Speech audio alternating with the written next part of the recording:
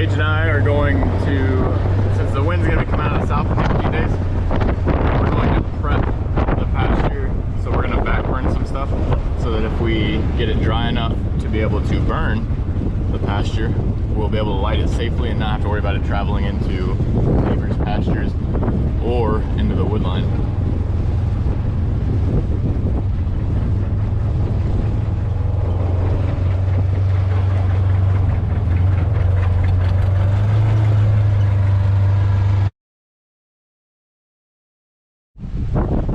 So as you can see, our fence line, our north fence line, borders a lot of wood, woodlands, and we don't want the fire to transfer into it. So me and Gage was testing earlier to see how dry or wet the pasture was, and if you look at it, you can see that it's not burning. So see all that brown grass that's still down there? Oh, it's really weeds. But anyways, it's not burning, so it means it's not wet, or it's not dry enough.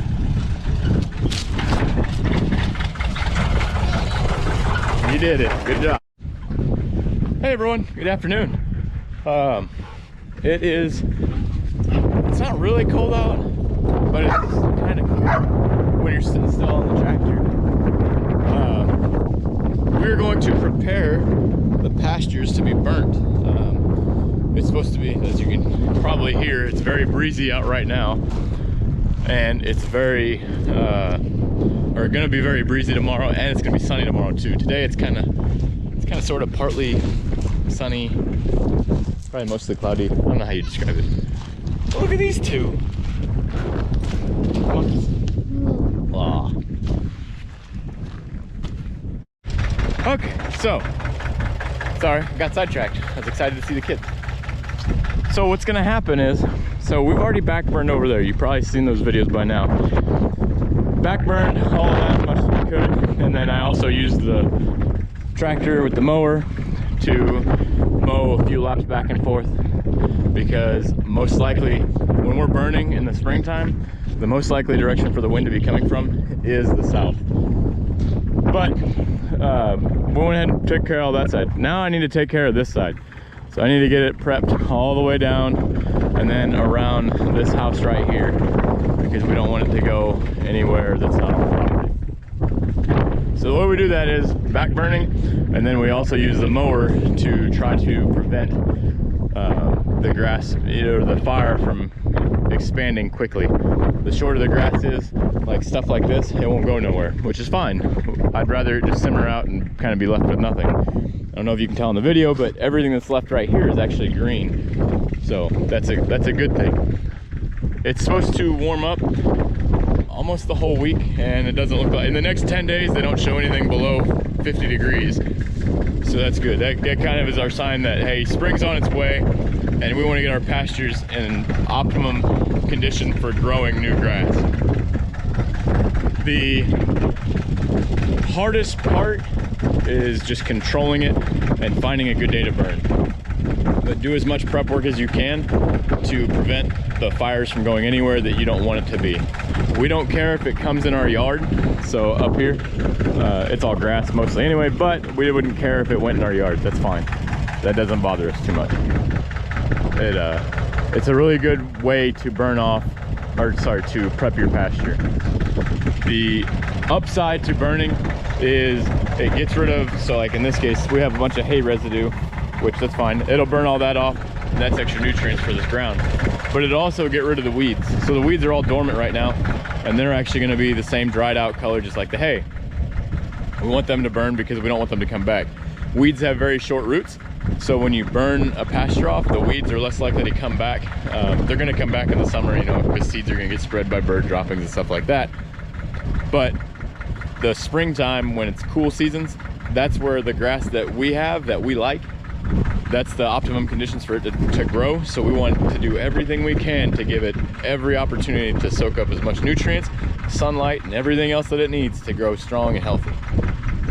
So let's get started.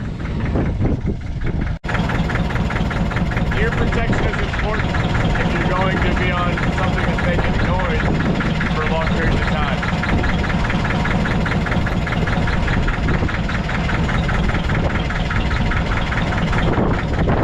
When I start singing, other people may need hearing protection too.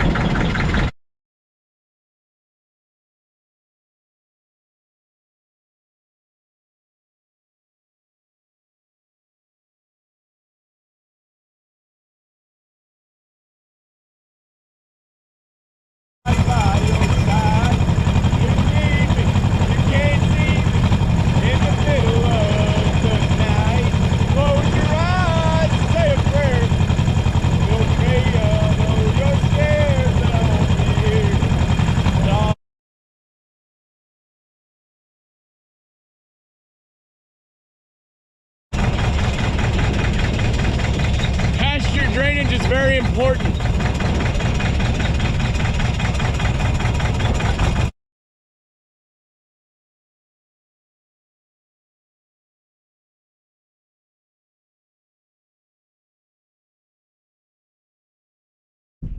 Hey everyone, I hope you enjoyed the video. I know that pasture burning is a very tedious subject, and I just don't want to skip much. I mean, even though it's in time lapse, you can still see kind of what was going on and what was happening. We ended up going about 3 laps around the entire perimeter between where our property ends and a neighbor's would begin. Did that just for precaution, like we mentioned before, because we don't want it to get out. There's a lot of work involved in pasture burning as far as doing it safely and making sure that it doesn't go over to the neighbor's property. Now, if your neighbors don't have anything there to burn, it makes it a lot easier for you. But ours have a hay field backed up to one spot, as you can see. The other spot is just woods that has a lot of undergrowth in it that would easily burn too. So, thank you for tagging along this week. I hope you enjoyed the video. If you did, smash that like button. If you like the videos that we produce on this channel, hit that subscribe button so you don't miss any. And of course, tag that notification bell. So, have a blessed week, and we'll see you next week. If you like our video, press the like button. And you can even share it with your friends. And if you have any questions, comment down below. And if you like the channel, subscribe to the channel. Finally!